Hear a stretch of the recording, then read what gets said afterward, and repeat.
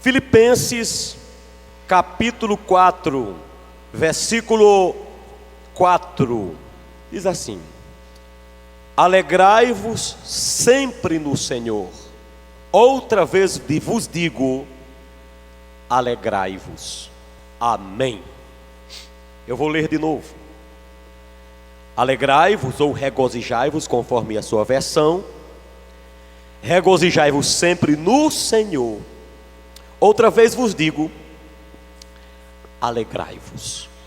Agora vamos a uma só voz. Alegrai-vos sempre no Senhor. Outra vez vos digo, o quê? Alegrai-vos. Eu quero fazer uma pergunta a você. Você é uma pessoa alegre? Onde você mora, no seu serviço, onde você trabalha, as pessoas te consideram alguém alegre? Alguém já chegou para você e disse: você é alegre demais, é tão bom estar perto de você. Você é uma pessoa alegre, na linguagem moderna, você é uma pessoa para frente, alto astral, uma energia positiva. Alguém diz isso com você, por onde você anda? É gostoso estar perto de você? Na linguagem bem supersticiosa, talvez: você tem o sangue bom, viu? Você está perto de mim, pensa num sangue bom. Dependendo da religião, da crença, da filosofia, alguém sempre há de dizer para você alguma coisa que, traduzindo, é: você é alegre. Eu pergunto a você: você se considera alguém alegre? Talvez com essas perguntas todas você já esteja entrando em dúvida. Eu não sei se eu sou alegre porque ninguém tem dito que eu sou. Por exemplo, algumas vezes eu falando com algumas pessoas, eu começo a falar de meus dilemas. E recentemente um pastor, não é rebaibra não, é pastor mesmo, disse assim: dilema? E o senhor enfrenta dilemas? Sabe por que ele me perguntou aquilo? É porque ele deve ver em mim uma alegria extravagante. Eu gostaria de dizer a você que a alegria na vida do cristão não é uma opção. Segundo esse texto, nós encontramos a palavra dizendo assim: alegrai-vos. A alegria do cristão é imperativa. Você é obrigado a estar alegre. É imperativo. Você não pode estar triste. Você pode ter tristeza. Você pode estar triste, mas você não pode ser triste. Você pode ter tristeza, mas você não pode ser caracterizado como alguém que é triste. Você pode estar, mas você não pode ser. A alegria do cristão é uma coisa imperativa, é uma ordem de Deus. Eu preciso estar alegre. Outra coisa, a alegria do crente não apenas é imperativo, mas também é ultra circunstancial. Apesar de qualquer circunstância, o texto sagrado diz assim: alegrai-vos sempre. Qualquer circunstância que aparecer em sua frente tem que ser menor do que sua alegria, porque a Bíblia não diz aqui alegrai-vos em alguns momentos, ela diz alegrai-vos sempre. Mas ela não é apenas imperativa e nem ultra circunstancial, ela também é cristocêntrica, porque o texto diz: alegrai-vos sempre no Senhor. A alegria do cristão é mais do que qualquer circunstância. Ele pode viver alegre em qualquer circunstância, porque a alegria do cristão é mais do que um sentimento. A alegria do cristão é uma pessoa. A alegria do cristão é mais do que um sentimento. A alegria do cristão é Jesus, é a sua palavra. Por isso que a Bíblia diz: alegrai-vos sempre no Senhor. Mas será se em nossos dias é possível ter alegria? Se nós vemos de todos os lados motivos de tristeza, Há 1 ano e meio aproximadamente, um irmão crente, deputado, ali em Brasília, levantou-se, pegou uma Bíblia, apontou para o plenário e falou em mistério e disse assim: assim diz o Senhor, a corrupção está grande aqui dentro, eu varrerei a Câmara dos Deputados e o Senado. Mas não é que está acontecendo tudo? Precisamos entender, é possível ser feliz, ser alegre numa situação como essa, em que o mundo está?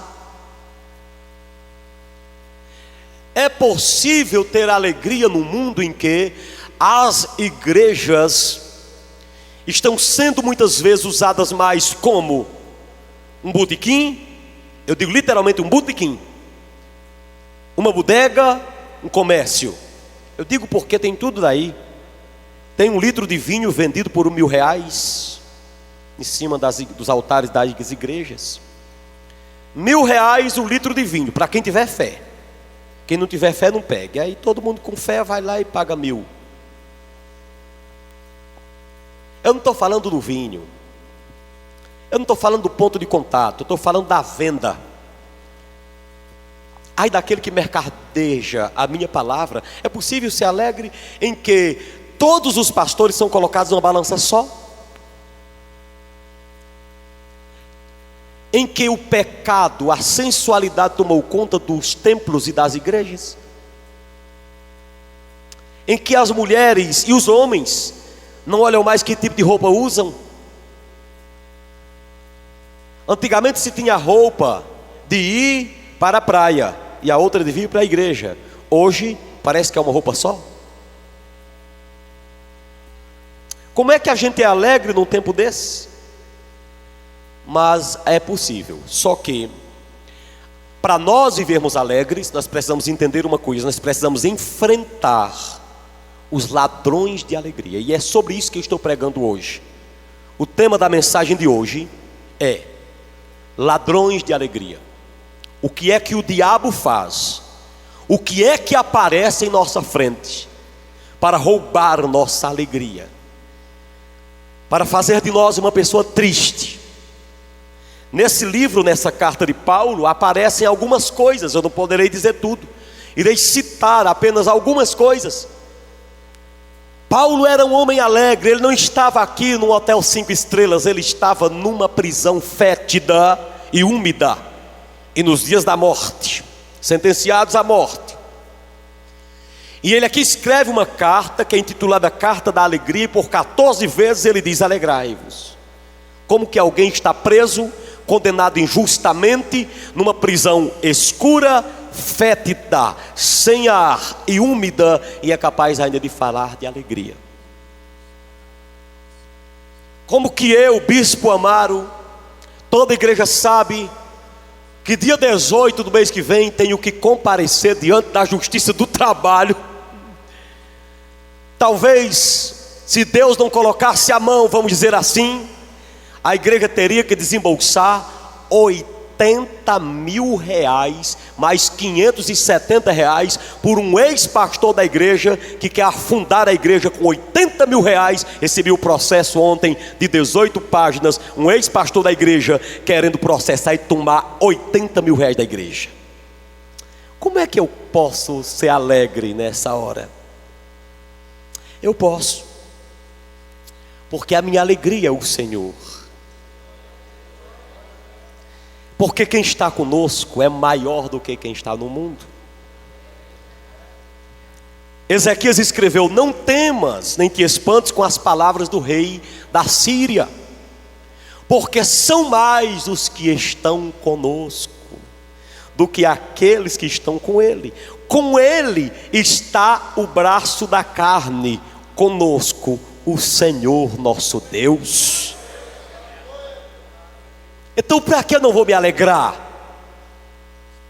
Quais são alguns ladrões de alegria? Voltem para o capítulo 1 aí rapidamente, do mesmo texto que nós estamos adotando, livro de Filipenses, Vocês irão comigo para o capítulo 1. Eu gostaria de saber se alguém me ouve. Se me ouve, digam amém bem forte. Versículo 12 diz assim: quero ainda, irmãos, certificar-vos de que as coisas que me aconteceram antes têm contribuído para o progresso do Evangelho, de maneira que as minhas cadeias em Cristo se tornaram conhecidos de toda a guarda pretoriana e de todos os demais. E a maioria dos irmãos, estimulados no amor por minhas algemas, ousam falar com mais desassombro a palavra de Deus. Alguns efetivamente proclamam Cristo por inveja e porfia, outros porém o fazem de boa vontade. Estes por amor, sabendo que estou incumbido para a defesa do Evangelho. Aqueles, contudo, pregam Cristo por discórdia, insinceramente, julgando acrescentar tribulação às minhas cadeias. Todavia, que importa, uma vez que Cristo de qualquer modo está sendo pregado, quer por pretexto, quer por verdade. Também com isto me alegro, sim, ainda sempre me regozijarei, porque estou certo de que isto mesmo, pela vossa súplica e pela provisão do Espírito de Jesus, me redundará em libertação. Voltemos ao verso 12. Quero ainda, irmãos, certificar-vos de que as coisas que me aconteceram têm contribuído para o progresso do Evangelho. Digam comigo, as coisas. O primeiro ladrão de alegria são as coisas. Paulo era acostumado a passar por coisas que vinham para tentar roubar sua alegria. E que coisas eram essas? Ele cita aí essas coisas. Por exemplo, ele fala de suas cadeias. Repitam, cadeias. Ele fala de suas algemas. Repitam, algemas. Ele fala de suas tribulações. Repitam. Ele está falando de inveja, vai.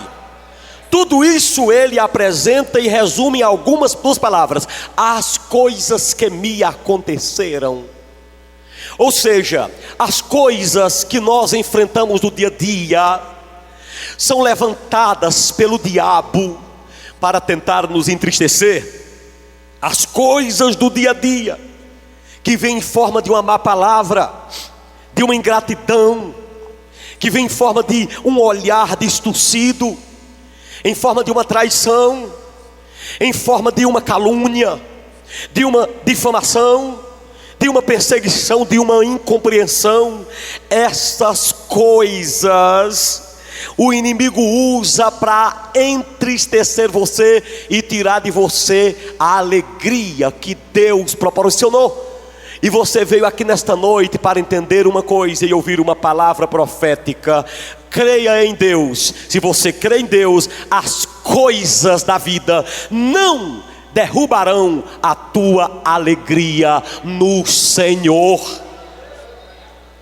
As coisas do dia a dia é uma crítica com o nosso trabalho, é uma perseguição com o nosso emprego, é uma palavra de crítica por uma coisa que você não fez, é uma inventação, é um olhar distorcido, como já disse, eu repito novamente, é aquela pessoa que tenta lhe evitar. Você fez de tudo, mas a pessoa te evita. Você ajudou até não mais querer, mas quando você não pôde ajudar a última vez, a pessoa tirou pedra em você, se revoltou contra você, fala mal de você, e você tem vergonha às vezes de entrar no comércio, entrar numa rua, falar uma palavra, porque alguém arrebentou com o teu nome. As coisas dessa vida vêm para entristecer, mas eu quero dizer uma coisa: o que acontece na vida do cristão? Paulo disse: as coisas que me aconteceram, que vieram para me entristecer, vocês não sabem de uma coisa, pois fiquem sabendo, estas coisas contribuíram para o progresso do Evangelho. E ele vai dizer: mas contribuíram como? Porque através de minhas cadeias, minhas algemas, o Evangelho se tornou conhecido por toda a guarda pretoriana. O que era a guarda pretoriana? Era alguns soldados escalados. Roma tinha um exército muito grande e poderoso na época, e quando eles iam, um soldado, guardar um prisioneiro, entre aspas, perigoso, que nem Paulo, eles escalavam soldados para muitos muitos dias e meses. Um soldado sozinho não tirava 2 escalas numa semana, mas era de 4 em 4 horas revezado. Chegava o soldado Joaquim, ficava 4 horas. Depois vinha o soldado André, ficava mais 4 horas. Daqui vinha o soldado Cícero, ficava mais 4 horas. E Paulo está dizendo aqui o que muita gente não entende: toda a guarda pretoriana ou de Roma conheceu o evangelho por causa das minhas cadeias. Sabe como era? Chegava aquele que ia destacar 4 horas, ele Bíblia. O cara começava a ouvir, comer Bíblia, comer. Quando saia dali dizia: Paulo, eu não venho mais aqui não, que eu não tenho escala mais para cá. Mas não se preocupe não, que eu vou servir a Jesus a partir de agora. Aleluia. Aí vinha o outro, Paulo, Bíblia.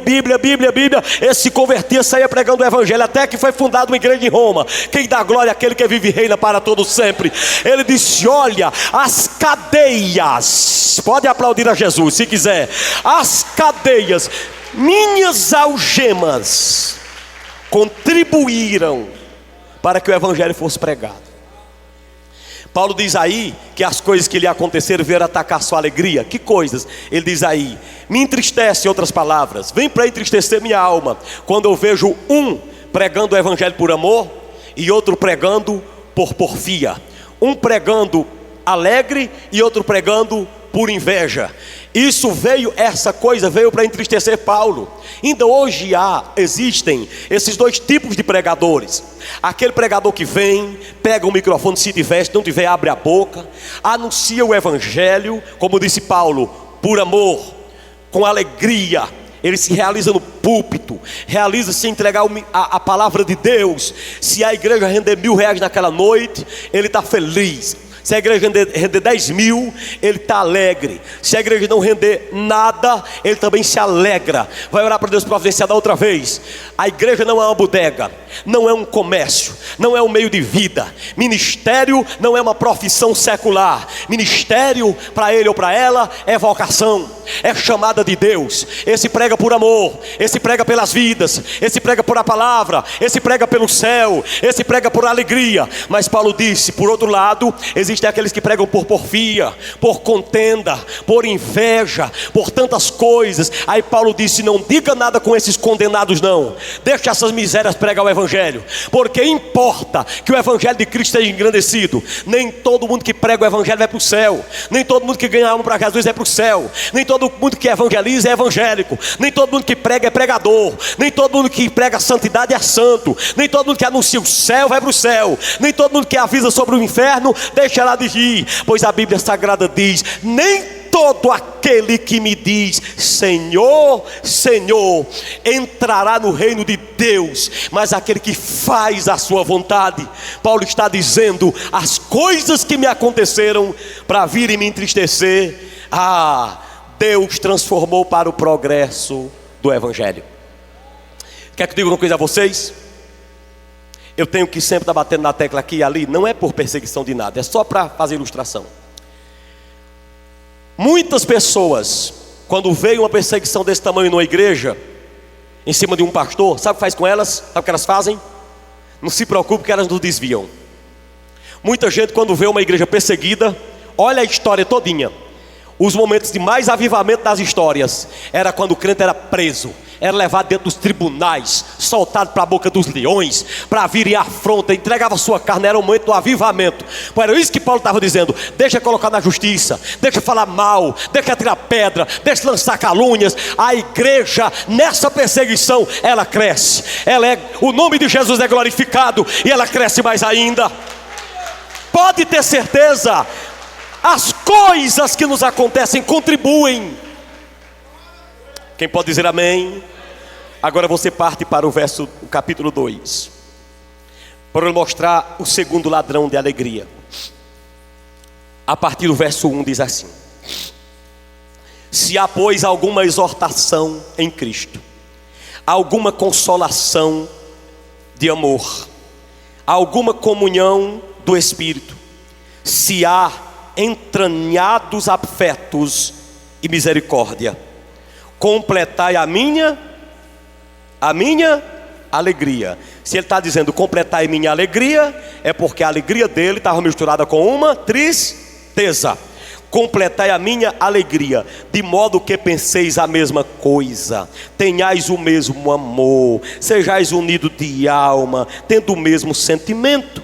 Nada façais por partidarismo ou por vanglória, mas por humildade, considerando cada um os outros superiores a si mesmo. Não tenha cada um em vista o que é propriamente seu, senão também cada qual o que é dos outros. Amém? Ele está dizendo: completai minha alegria. Por que ele está dizendo completar a minha alegria? Porque havia um ladrão querendo tirar a alegria dele. E o que era esse ladrão de alegria aqui? Ele diz aqui o que era perfeitamente. Ele diz: olha, tenhais o mesmo pensamento, pensem a mesma coisa, tenham o mesmo sentimento. O que é que Paulo está combatendo aqui? Paulo está combatendo o ladrão de alegria chamado discórdias.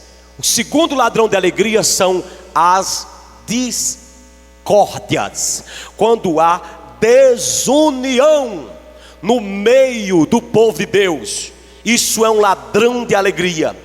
Quando Paulo olha para a igreja e percebe que a igreja não pensa a mesma coisa, não crê nas mesmas coisas, não adota o mesmo propósito, a mesma missão.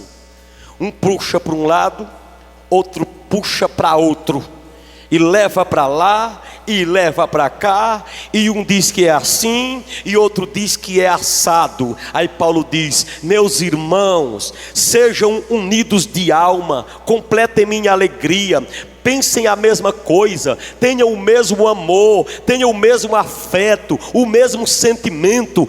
Isso está tirando a paz e a alegria de Paulo, porque o povo não pensa a mesma coisa.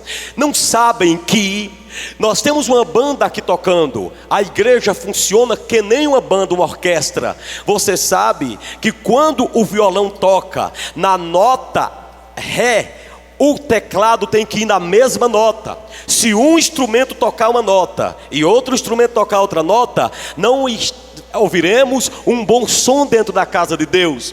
Então Paulo está combatendo as discórdias no meio da casa de Deus, no meio do povo de Deus. Quando muitas vezes nós olhamos uns para os outros e não vemos o mesmo amor, não vemos muitas vezes o mesmo pensamento. A gente chega na igreja, faz o culto, anuncia algo como esse. Quando termina o culto, eu vou para minha casa, eu não quero saber o que acontece com ninguém, eu não quero saber o que está acontecendo com ninguém, de bem ou de mal. Eu não me preocupo com a sua alegria, nem com a sua tristeza, nem com a sua dor. Se alguém morreu da sua família, se uma criança adoeceu, se você está triste, se você está alegre. Isso é o que Paulo está dizendo que dá tristeza. É quando alguém não comunga com a igreja. Tudo de bom acontecendo na casa de Deus e alguém só vê defeito. Tudo de bom acontecendo na casa do Senhor e alguém não se envolve, alguém não vê. Como disse o pastor aqui, é capaz de criticar o dízimo e a oferta da casa de Deus, é capaz de cobrar uma coisa na casa de Deus, é capaz de atirar uma pedra quando muitas vezes não levanta uma pedra, é capaz de ver uma coisa na casa de Deus e ao invés de orar e de se firmar na verdade, ele mesmo se levanta para atirar pedra, para criticar o reino de Deus, como se todo mundo na igreja fosse joio. Não, na casa de Deus todo mundo não é joio, não. Na casa de Deus também tem trigo. Louvado seja o nome santo do Senhor. O trigo só será naquele dia, aliás, o joio arrancado naquele dia, mas se tiver joio, tem trigo, e que é de Deus não é o joio, o de Deus é o trigo. Na casa de Deus não tem só as virgens nécias, não, as virgens loucas, não. Tem virgem sábia, tem homem de Deus sábio, tem mulher santa, tem homem santo que não se entrega à falsidade, à mentira, nem adora o diabo, nem se curva diante da mentira, nem é falso, nem é fofoqueiro. Tem homem de Deus na casa de Deus, para ser de Jesus, nem que o sangue dê na canela, ele vai com Jesus na casa de Deus. E tem. Mas Paulo está sendo tentado a ficar triste com pensamentos divergidos na casa do Senhor, pensamentos divergidos na casa de Deus, desunião na casa do Senhor. Paulo está dizendo: isso está tentando entristecer minha vida. Mas ele diz: alegrai-vos no Senhor. Sabe por quê? Porque as coisas que são ladrões de alegria não alegram. Alegrai-vos no Senhor, porque as discórdias na casa de Deus não trazem alegria. As discórdias na casa de Deus só traz alegria para gente que gosta da fofoca,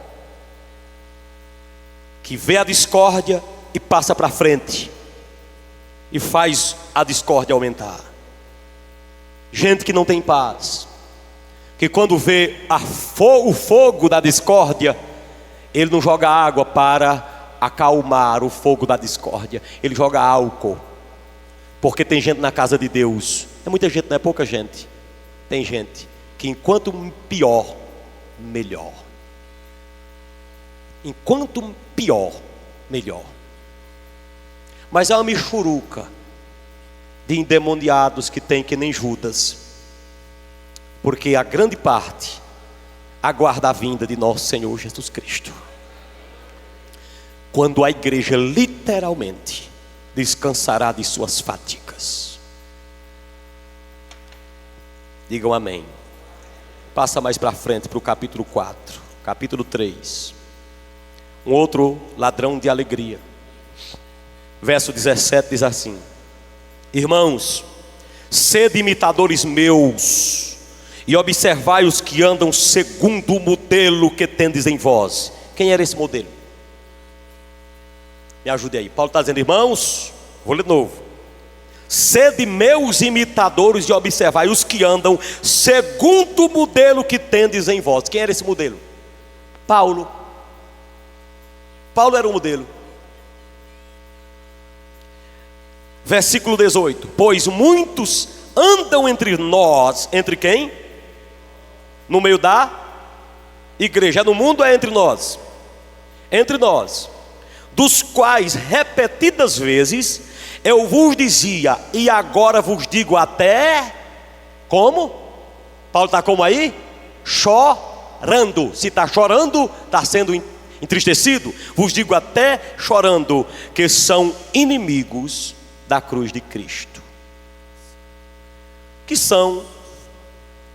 é o terceiro ladrão de alegria. O que é que Paulo está dizendo? Essas coisas eu vos digo até chorando. Terceiro ladrão de alegria, as lágrimas. Primeiro ladrão de alegria, as coisas. Repitam. Segundo ladrão de alegria, as discórdias. Terceiro ladrão de alegria, as lágrimas. Quantas pessoas estão na casa de Deus hoje aqui, que ultimamente têm derramado lágrimas? Lágrimas de sangue, lágrimas de tristeza, lágrimas de ataques. As lágrimas, quando você chora, muitas vezes é um desabafo para você não fazer uma tragédia. Aí você chora. Paulo está dizendo, eu vos digo essas coisas até chorando, porque tem gente no meio da casa do Senhor que são inimigas da cruz de Cristo. E ele termina dizendo, verso 19, o destino deles é a perdição. Você está vendo que tem gente na igreja que está perdido? Tem gente na igreja que está perdido. O destino dessas pessoas está aí na tua Bíblia, a perdição. O Deus deles é o ventre, a glória deles está na sua infâmia, visto que só se preocupam com as coisas, o quê? Terrenas. Paulo diz, oh meu Deus, isso é motivo de eu chorar. Só se preocupam com as coisas terrenas. O que eu vou dizer aqui, eu creio que não cabe para a igreja Maranata. Pode caber para um, para dois, que ninguém nunca consegue controlar todo mundo, claro. R$50 um voto. Só se preocupa com as coisas terrenas. Uma cesta básica por um voto. Só se preocupam com as coisas terrenas. Uma chapa de dente por um voto. Só se preocupa com as coisas terrenas. Aí Paulo está dizendo, isso eu digo chorando.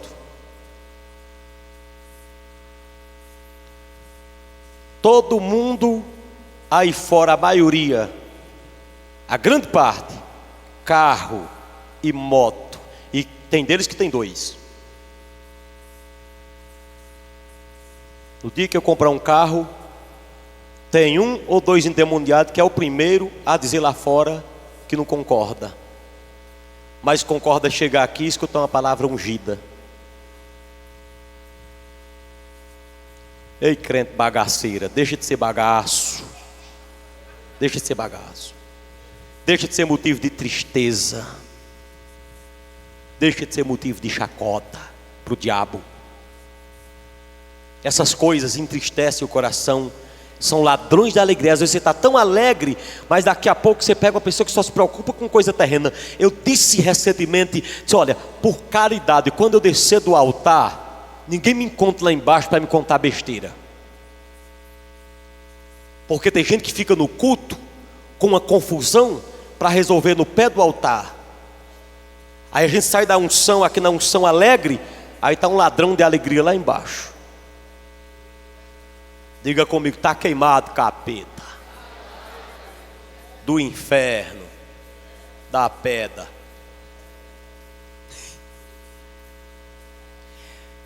Que tua alegria seja completa no Senhor. Que as tuas lágrimas sejam enxutas hoje pelo Senhor, e você não tenha motivo de ter lágrimas na sua vida, e que alguma coisa não venha roubar a tua alegria, porque o Senhor morreu. Ele diz para que a tua alegria seja completa. Eu vou terminar agora, porque o tempo já não cabe mais. Eu vou lhe dizer agora a última coisa que rouba a nossa alegria. Capítulo 4, verso 2.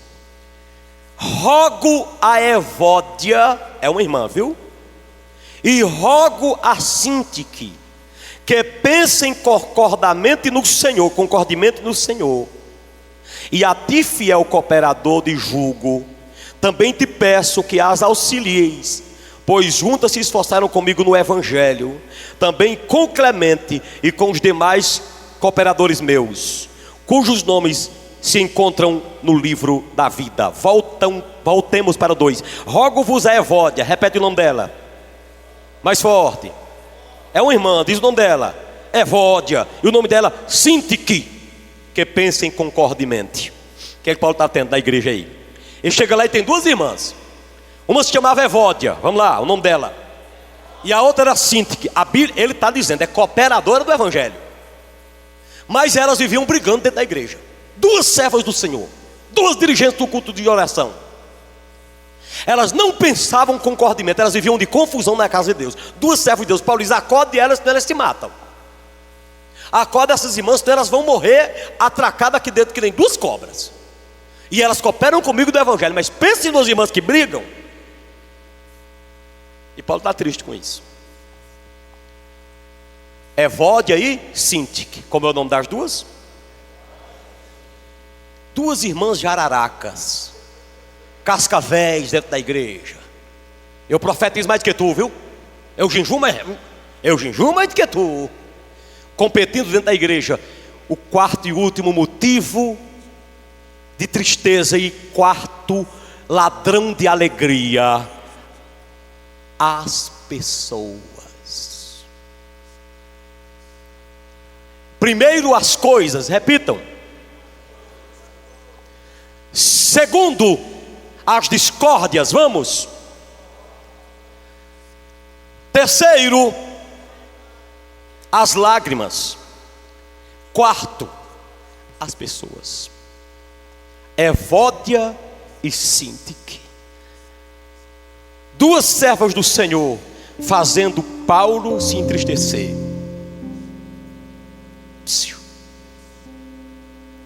Eu quero lançar um agradecimento aqui à igreja. Vem aqui, irmão Forte. Eu quero, em nome do capitão Forte, que é minha ovelha, agradecer aos 90 e tanto % dessa igreja, que eu tenho plena convicção que votaram em 12012. Quem pode dar glória a Deus?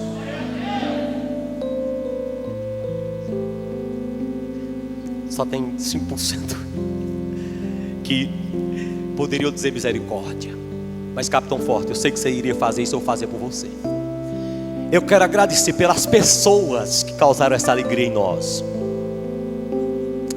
90% desse povo, tenho certeza, foram lá no dia e apertaram lá porque o bispo pediu, porque os pastores pediram. 12012. Quantos dão glória a Deus aqui?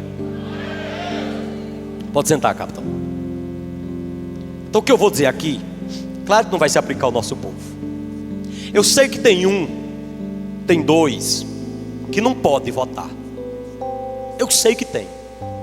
Só que esse que não pode, ele chega para mim e diz assim: bispo, eu não posso. Na outra política, teve o diácono Rodrigo que nos falou: eu não posso. Mas capitão, da outra vez eu posso. E o capitão entendeu e eu entendi também, nós entendemos. Não podia realmente. Alguém me ouve? Não saiam da unção que eu estou terminando. Agora, as pessoas que entristecem Paulo, não é aquela pessoa que não pôde e não votou. Tem um ou dois, talvez, que eu conheça na igreja, que disse: eu não posso. Teve uns 3 que disseram que não podiam, eu conversei, depois descobriram que podiam, amém. Mas sabe o que entristece Paulo? Quais são as pessoas que entristecem Paulo? Irmãos que nem Evódia, que não vota, mas se opõe a um projeto de Deus. Óbvio. Se opõe a um projeto do céu, que os pastores oraram e disseram: entra, meu irmão. O presbítero Edivânio é um político na igreja, por sinal da oposição, mas quando ele viu que Deus estava no negócio, chamou a mim, chamou o ministério todinho. Eu te abençoo, meu irmão, em nome de Jesus. Edivânio, eu te abençoo. E disse: eu não vou contra esse projeto, eu saio e ainda voto no Senhor. Deus te abençoe, Edivânio. Agora, as pessoas que entristecem Paulo são aquelas que nem Evódia e que nem Sintique. Ele não vota, mas ele retira o que é seu. Aí tem um aqui ou acolá que vai lá e tira lá 60 votos, 70, que poderia nos dar a certeza de que o projeto da pregação do evangelho nessa cidade público seria apoiado. Mas tirou para outra pessoa. Resultado: se alguém for assumir, e eu não tenho nada contra as pessoas, talvez aí no futuro aconteça em Brejo Santo um movimento que todo crente critica, porque é antibíblico. E o que eu estou falando aqui não é com a igreja Maranata, que eu sei que minha igreja, a nossa igreja, foi leal. Tem um ou dois lá que Deus sabe, a igreja foi leal. Mas eu quero saber depois, se aparecer aí um projeto do diabo que está na agulha, segundo a Bíblia está errado. Eu quero ver alguém que votou contra Capitão Forte chegar para mim e se opor. Eu já digo: não venha. Só se lamente se votou do homem de Deus. São Sintica, como é o nome da diabo, da infeliz? Evódia e Sintique, que entristece Paulo. Mas eu quero dizer para você nesta noite, que está aqui: Deus abençoe a você, que não é motivo de tristeza para outras pessoas. Seja você um homem e uma mulher de Deus, motivo de alegria para outras pessoas. Quantos recebem essa unção nesta noite para viver alegrando outras pessoas? Repitam glória a Deus bem forte. Alguém aqui entre nós que ainda não é crente e gostaria de aceitar Jesus como Senhor e Salvador nesta noite? Se você quer fazer isso, levante sua mão onde você estiver. Quem não é crente, mas quer aceitar Jesus agora como Senhor e Salvador, levante sua mão onde você estiver para aceitar Jesus. Amém, amém. Traz esse jovem aqui. Traz esse jovem. Amém. Glória a Deus. Será que tem mais alguém que não é crente? Lá da Vajota está crescendo o trabalho lá, Inácio, olha só. Será que tem mais alguém que queira aceitar Jesus como o Senhor e Salvador de sua vida? Levanta sua mão onde você estiver. É uma criancinha ali. Venha, meu filho, que o povo vai aplaudir a Jesus pela sua vida. É de lá também, da Vajota também. Que alegria. Tem alguém que ainda não é crente e quer aceitar Jesus ainda? Levante sua mão. Tem alguém desviado e quer voltar hoje para Jesus? Levante a mão. Desviado e quer voltar? Levante a mão. Alguém que não tem igreja, está sem igreja, não tem igreja para ficar, mas quer ficar nessa? Levante a mão. Onde é que está? Alguém que está sem igreja e quer ficar. Quem é? Amém. Abra alas aí para ela passar no meio. Quantos possam glorificar Deus?